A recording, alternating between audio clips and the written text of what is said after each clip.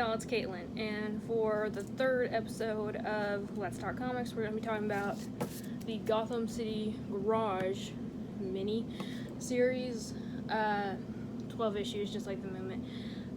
So is another one that has been discontinued. It was canceled a year into the release, and unlike the Movement, I would say that this is probably one where it was good to get cut off, but it was still really cool and really still worth the read.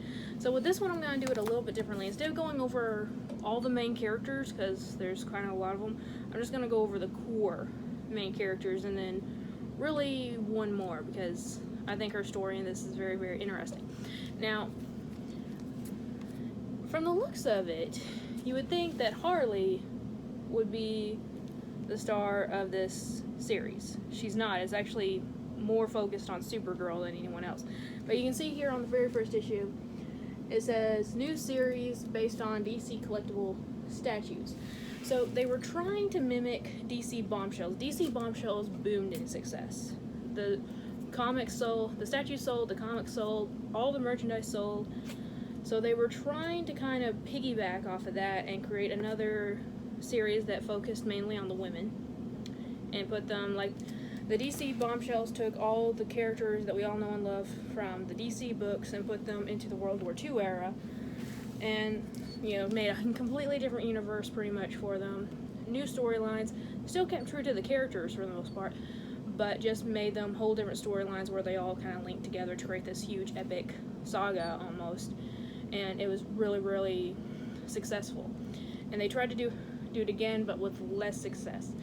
And part of me thinks it was one because of the statues. Now I don't own any myself to my knowledge. There's 5. I should have researched it a little bit, but I'm pretty sure there's only 5. Supergirl is a little bit less expensive than the others because all the others are posed on their motorcycles. She's just holding an engine with her in one hand, so she's about the price of a Bombshell statue, which is around $100 or more.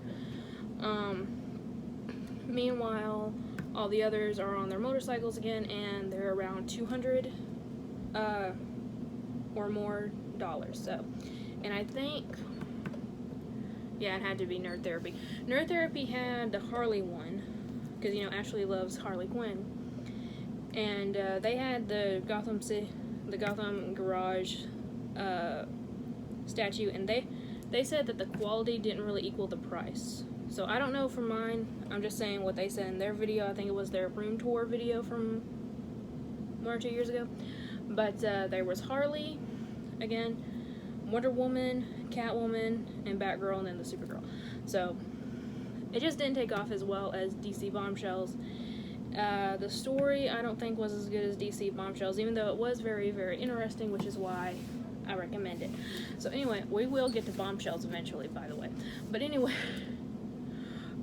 so very, very briefly, this story takes place in a post-apocalyptic world where Gotham City is the only surviving city in all of North America. And it's ruled by one person, Lex Luthor. Lex Luthor has taken control of Gotham City and have renamed it the Garden. There's a protective dome around the city, pretty much, and inside that city, he is dictator, pretty much. Every citizen is forced to wear a thing that they have dubbed ride-alongs, which pretty much influence a person's mind and behavior. Everyone you meet that's been brainwashed by this thing, every billboard, every newscast, it all ends with, and remember, Lex loves you. That's creepy by itself right there. But anyway, so inside the city dome, Lex Luthor is again controlling everyone, trying to make what he would dub the perfect environment for him, and pretty much take over the rest of the world if he can at all. And that includes making super soldiers the top one of his army, the main guy of his army, and pretty much kind of his right-hand man, Bruce Wayne. The Bat, as he's called, is the head gardener of the garden, and he pretty much rules with an iron fist, and he will kill anyone who steps out of line, including James Gordon. So, James Gordon was working for Lex for a time, and he noticed that there was a young girl who was being experimented on because she was from another planet and had extraordinary powers, aka Supergirl. Now, this was when she was very, very young, I think a baby, if I'm remembering it correctly. He actually kidnaps her and raises her as her own, and to do that, he had to alter his actual daughter, his blood daughter, Barbara's memories, and that's kind of haunted him ever since he's had to do it, because he doesn't want to manipulate his children in any way, but he had to do that to protect Kara. But Kara's grown up now, and she wants out of that dome city. Bad. She finally gets out, and as soon as she's out, her powers are activated. But before she could escape, the Bat tried to get her back to Lex. They found her, tried to get her back.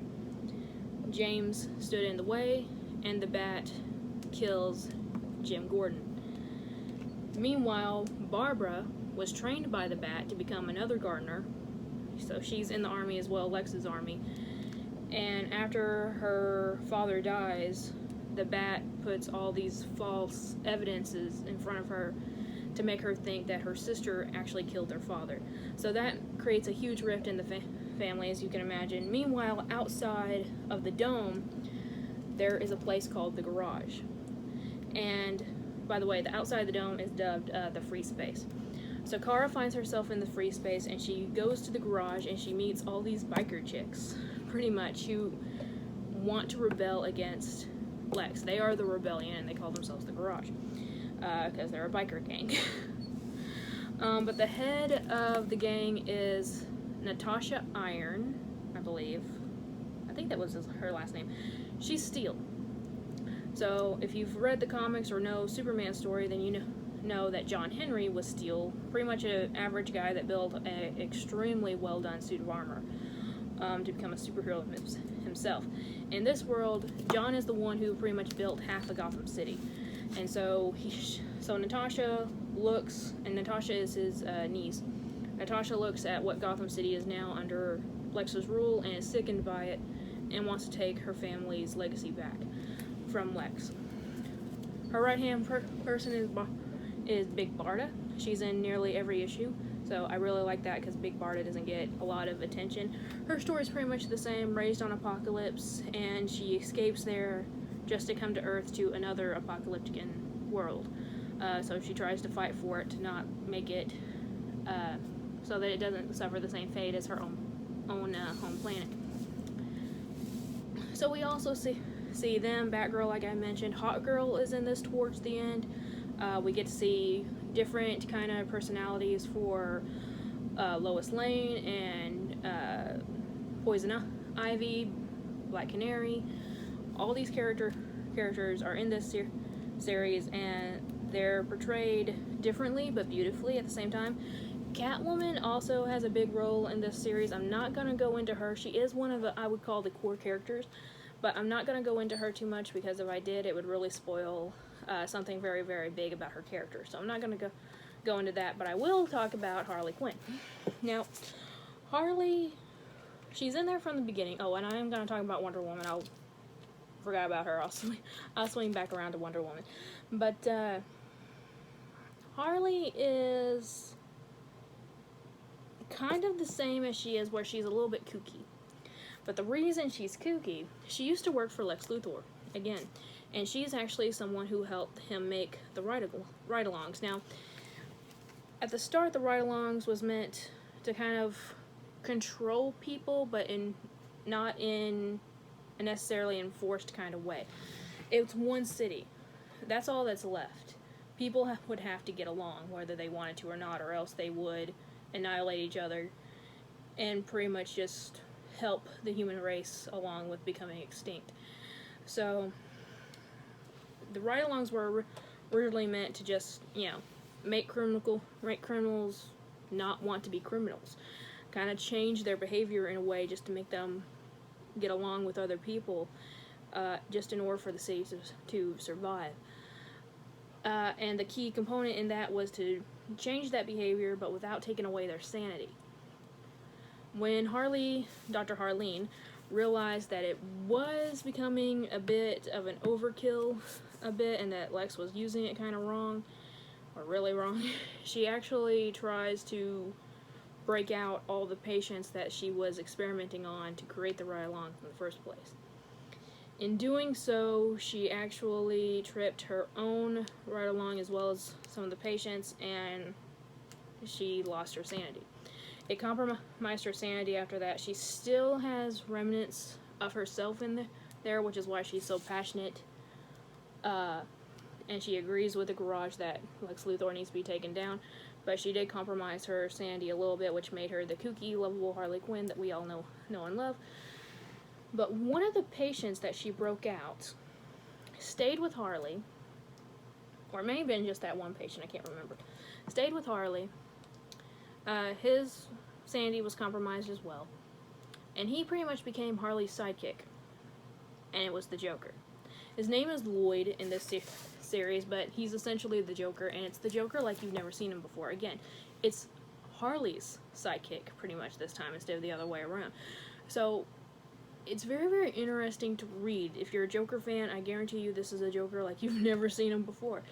And it's actually kind of neat. Again, he's not my favorite character in here, but yeah, in DC Bombshells they reference the Joker, but he's pretty much the same Joker. But in this one, they completely changed who Joker was. So I actually really, really enjoy that aspect of taking a character temporarily. I wouldn't say this is the Joker we need full-time, or else a lot of the stories would be really boring. But they took a character temporarily and just gave him a completely new personality, a new demeanor, and it's just very interesting to see. So that's very interesting when it comes to the series. But now, swinging back to Wonder Woman. Now, when Kara first enters the gang, she's the newbie. She doesn't know anything about how to control her powers. She's never really learned how to fight. And the others kind of see her at first as just sort of like baggage. Like, okay, now we have to take care of this kid while we're trying to actually save the world here. So she kind of has to earn her place. And one of the things that she learns pretty soon after joining the Garage is the myth of the Wonder Woman. They all kind of use the myth of Wonder Woman as kind of like inspiration. So apparently there's this mysterious biker chick that goes around the free space looking for any survivors, helping them out, and again battling against Lex's domain. But no one's ever seen her, no one's ever met her. They all think that she's a myth. Lo and behold, of course, Wonder Woman shows up, makes Kara's day, and makes Kara feel more inclusive, and makes Kara more comfortable with being a member of the Garage finally. And she's also trying to kind of go back home to the Mascara at the same time while she's in this. So Wonder Woman's not very different, I would say, in this series as she is in like the regular series of Wonder Woman, but it's still very much worth the read. It's different still, but it kind of follows the same storyline. Out of everyone, I would say that she and Big Barda probably have the biggest similarities to their usual canon storylines. So, not the most interesting character probably in this one, but she's still worth mentioning. So, that is Gotham City Garage, and again, it lasted only a year. It didn't sell that well. It just wasn't up to DC Bombshell standards, I want to say. It just didn't take off as well, and I think part of it was just because DC Bombshells was still going, pretty much. I think either it was still going or it was right at the tail end of it. But DC Bombshells was just so successful, it was really hard to make another series that was just as successful. And this was proof of that. I still think it's very much worth the read. It's very interesting, like I've said, and you do get to see other characters. I said Black Canary. Who else did I say a while ago? I can't remember. But oh yeah, Hot Girl, Silver Banshee is in here for a little bit. Cyborg is in here. Dick Grayson and Jason Todd are in this book. So you get to see a bunch of familiar characters, but just as you've never seen them before. And again, Catwoman's story, yeah, she is very epic in this series. Let me say that. So anyway, so that is Gotham City Garage. Again, I would probably put this at around, I'd put it as 14. There are some bloody moments in there.